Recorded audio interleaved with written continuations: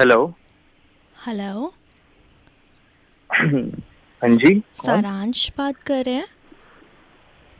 हाँ हाँ हाँ, आप कौन बोल रहे हैं? आप आप अकेले हो? हाँ जी मैम, बिल्कुल अकेला हूँ। अ, मुझे ना अपनी ज़िंदगी के बारे में आपसे कुछ शेयर करना था और मुझे ऐसा लगता है ना कि आप समझ जाओगे। अरे मैं नहीं समझूंगा तो और कौन समझेगा, बताओ। मैं और मेरा बॉयफ्रेंड, हम दोनों 2 साल से एक दूसरे के साथ थे।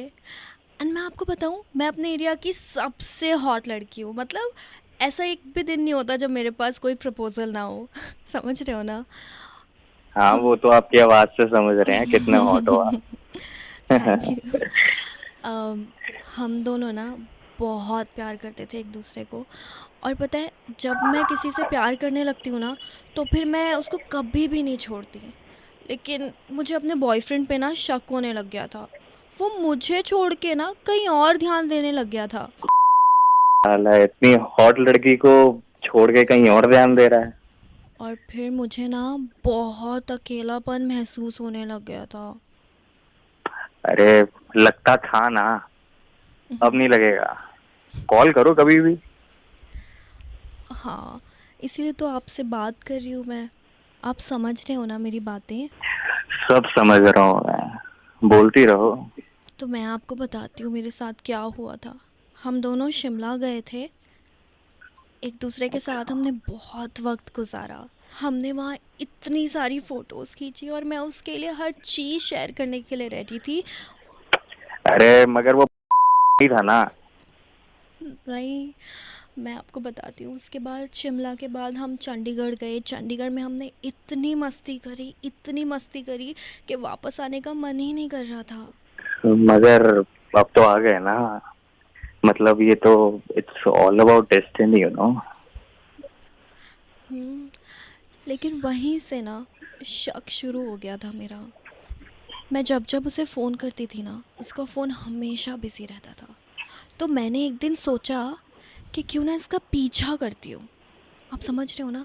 मैं रात को इसके पीछे निकली। रात में अकेले मत निकला करो यार, इससे सेफ नहीं होता।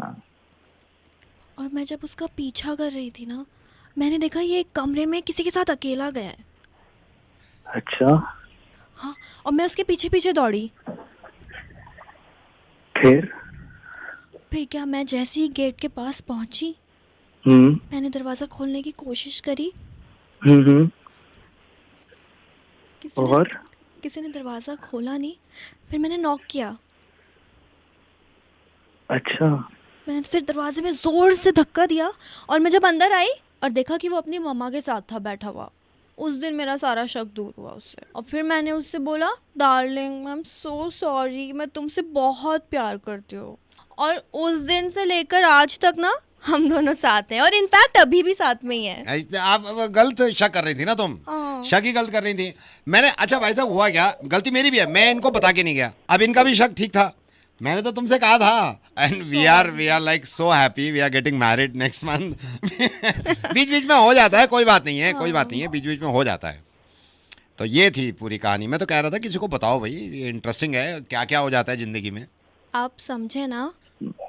हेलो। हेलो। हेलो। हेलो। चुप। सुबह सुबह